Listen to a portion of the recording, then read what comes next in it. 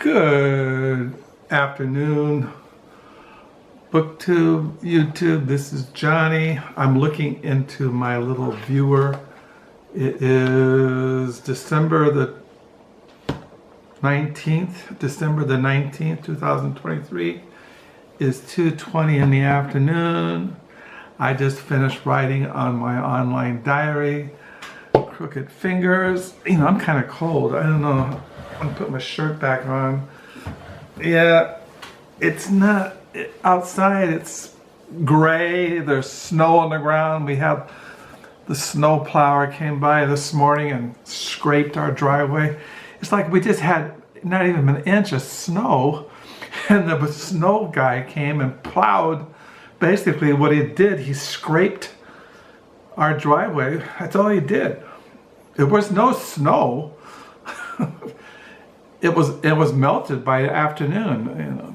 So we paid, you know, like $425 for 18 plows, or 16, something like that. And I mean, I would see coming to plow our driveway if there was like 3 inches of snow or 4 inches of snow, but there was nothing, and scraping the driveway. It was just insane. I didn't hear it. My wife said that he did it this morning. I got up at 7:30.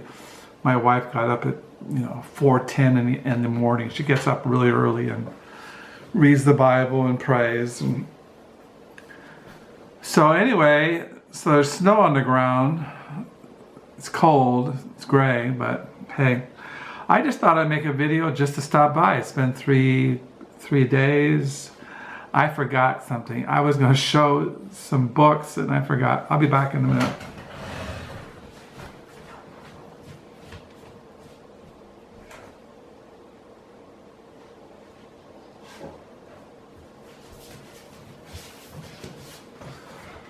Okay.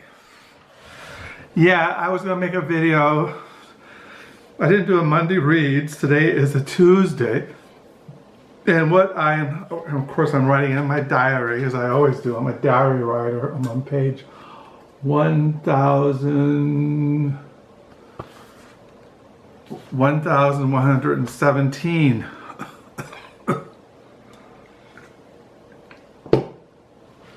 So it's 2:22 in the afternoon. My wife is out doing stuff. And I just finished writing in my online diary, Crooked Fingers, which I have been doing since March of 2001. And I paste in there, okay, I write in Crooked Fingers, but I have WordPress, and I have 2 other online diaries. They're all free, so I just paste in there what I write. I've been writing in Diaryland as long as, same time I was writing in LiveJournal. But Diaryland is broken. It doesn't really function as it used to do, but I still write in it because there are people who have been reading me for the last 22 years.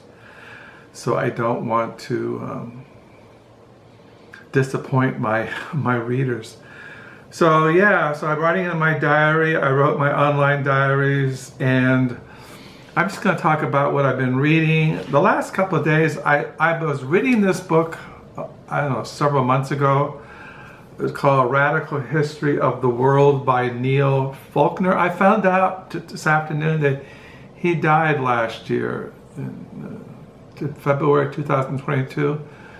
He did a book called People's History of the Russian Revolution, which I found a video of on YouTube that I put in my online diary, Crooked Fingers, so I could watch it and listen to an interview where he discusses his book, A People's History of the Russian Revolution. I'm interested in Russian history, Russian writers, same as I'm interested in French writers, Italian writers, German writers, British writers, and especially American writers. But if you love literature, there are a lot of great Russian writers, and understand Russian writers, you got to understand their history, the history of Russia. So yeah, I've been reading The Radical History of the World. I don't know, it's like yesterday I was thinking, I need to read, like I said, I read my Christian books, which I read this morning, The Whole Armor of God by William Gouge, who lived from 1575 to 1653. This has appeared in reprint. This is A Whole Armor of God, or a Christian's spiritual furniture to keep him safe from all the assaults of Satan. So I read this morning, and then, as I said, in the afternoons, I like to read nonfiction, and I couldn't think of anything, and so I thought, oh, I'll read this. So I've been reading this. I'm a mood writer and a mood reader, so I've been reading this yesterday and today for nonfiction. Now, I'm still reading, I don't know if I showed these books, but I think I showed you The Inn by Attila Bartis. He is this was translated from Hungarian by Judith. Let's see. So I've been reading this for my literary fiction. I also bought his other book I got in the mail this last week, Tranquility. This one was published, English translation 2008 by Imre Goldstein. Tranquility by, I think it's Attila Bartis. Yeah, this is by Archipelago Books, which I really like their books. I mean, if I was, I'm primarily into Christian literature. I'm just being honest there. I'm a Christian. But I like good literature.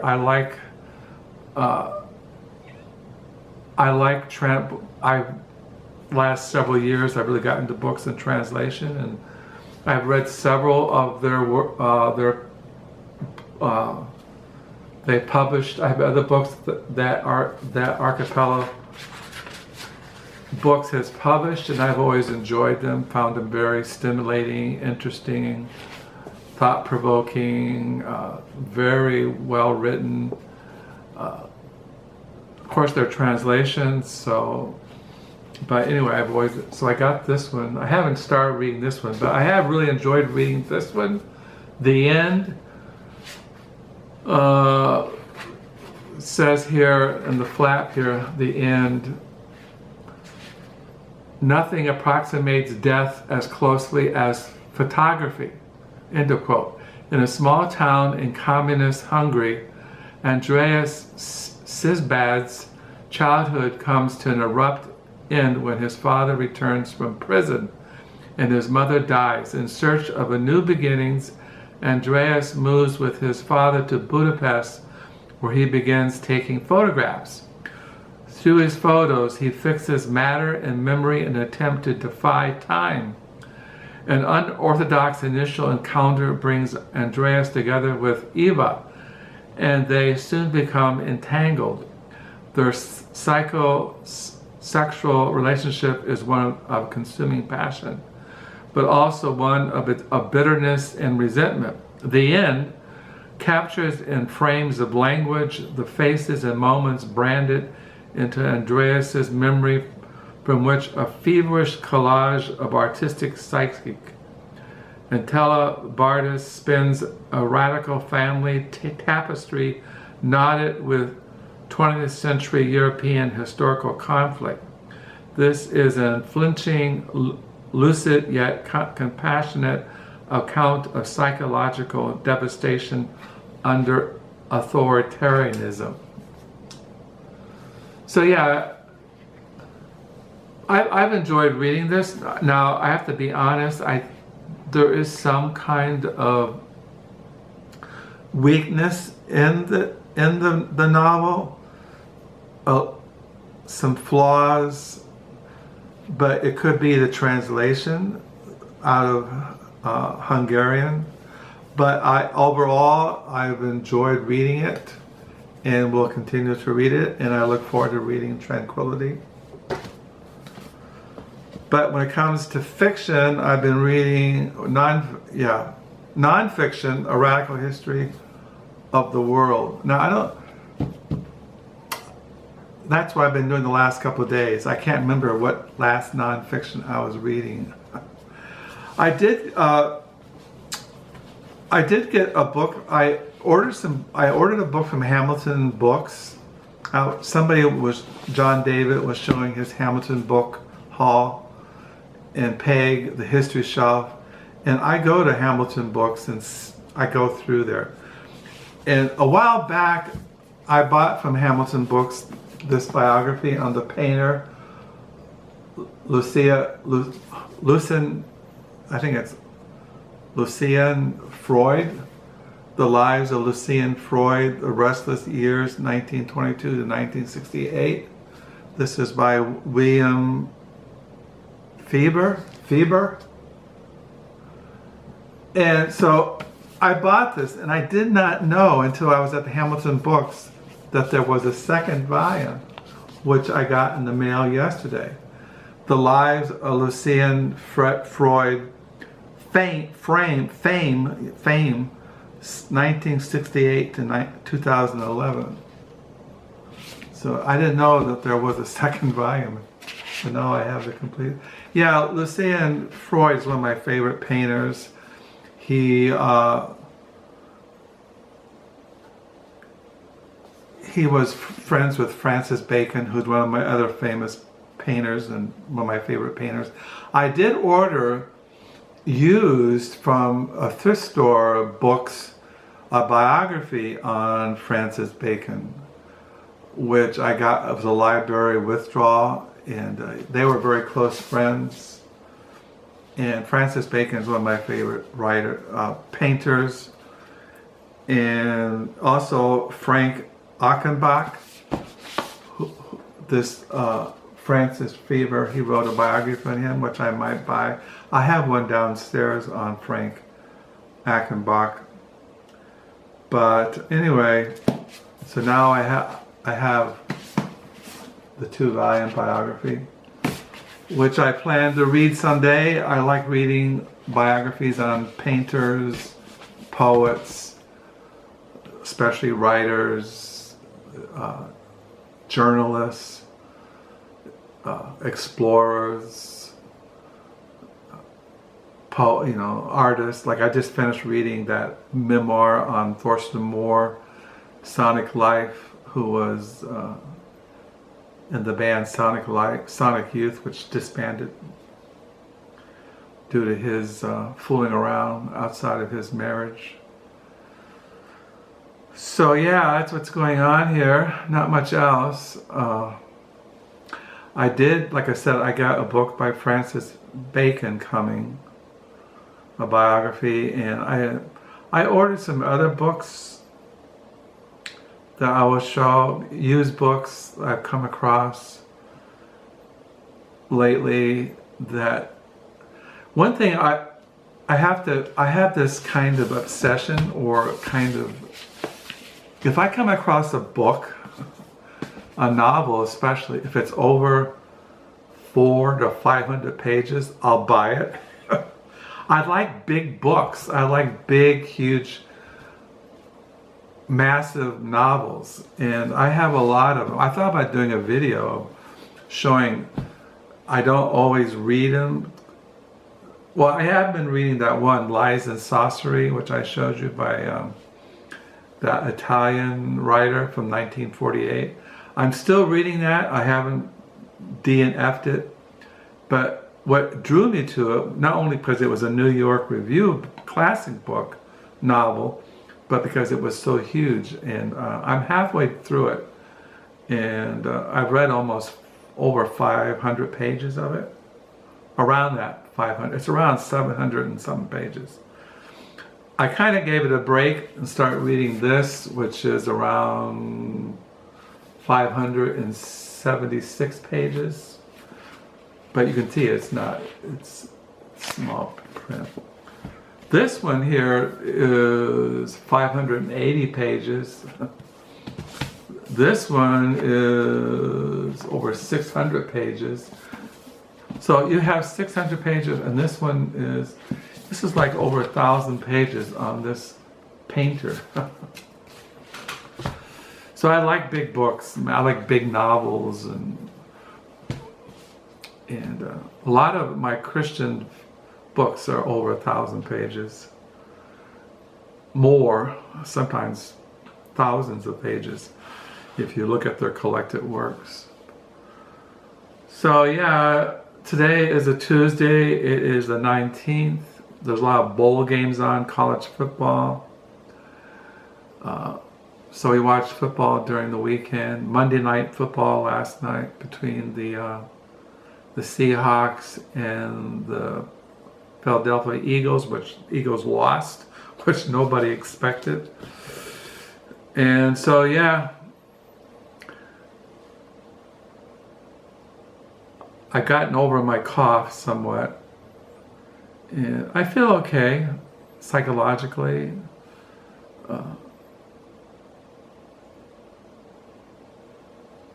Well, you all know, December is really a hard month because you start thinking about the past. And as I mentioned over the years, my mother was killed in 1968 in December.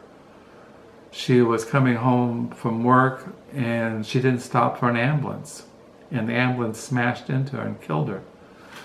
And so she was like in her mid-30s when she died. And I was 16 years old, oldest of 5. And yeah, so when December comes around, I think about my mother.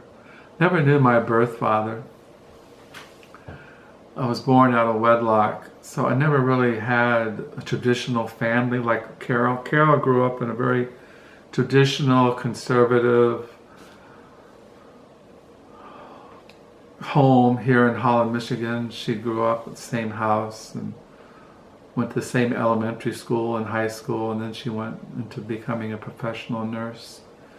But her mother never got a driver's license. Carol's mother just was a housewife. Carol has an older sister, a younger brother, and her older brother died a couple years ago from cancer. But she grew up here in Holland, traditional Christian Reformed. My wife grew up in the church, the Christian Reformed church, and she became a Christian when she made profession of faith when she was 10 years old, and she's a solid Christian woman. Her mother was a very solid Christian, and her dad was a great guy. He professed to be a Christian, and so yeah, she grew up here in Holland, grew up and went to elementary school and high school, and then she went to a 2-year nursing program, and she retired 3 years ago after being a nurse like 47 years. She still nurses. She's always taking care of people. She has people that she's always taking care of, her nursing. So yeah, like I said, last Saturday we celebrate Christmas. Was it Friday? I think it was Friday. We went down the street and celebrate Christmas with our oldest son and his family. Our oldest son, he's married and has 2 little girls, Josie and Cora. And we opened up Christmas presents and had a Christmas dinner because this week they go up north to Emily's parents and celebrate Christmas with her family and her relatives, and we'll take care of their dog Ollie when they're gone. And our other son, Josiah, he lives in Linden, Washington, and then we have a daughter, the youngest, who's our youngest child, Bethany. She's married and has 4 kids and lives in Denver, Colorado. And so my wife goes out there and visits them to Linden and Denver. She'll probably go out to visit Bethany and her family in the spring in March, because Louisa, one of Bethany's oldest child, has a birthday, and maybe Josiah and Hannah and Marika and Lydia will come here this summer and visit us. We don't really know. But yeah, so December is a time when you look at the past, you count your blessings, you think upon the birth of the Messiah. O come, Emmanuel, God with us, God incarnated. One of the greatest historical events in world history was the birth of the Messiah. You know, you think about that God became flesh that he might die on the cross for sinners, secure eternal salvation, eternal life. He conquered death. He rose again. He ascended. He reigns. He's the King of glory. So anyway, I just thought what I tell you, I've been reading A Radical History of the World by Neil Faulkner, reading non-fiction, fiction, The End by Attila Bartis, translated out of Hungarian by Judith Sollosy. Got these in the mail. The biography of the painter Lucian, Freud. This morning I read, appeared in reprint on The Whole Armor of God. Writing in my diary. Reading the Bible. Yeah, that's what. So I think that's. I was thinking about that when we talk about. Which says there, doesn't it say here?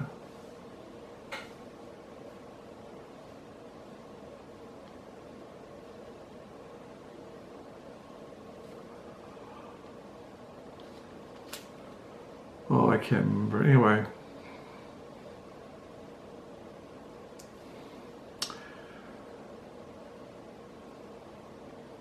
I'll just sign off because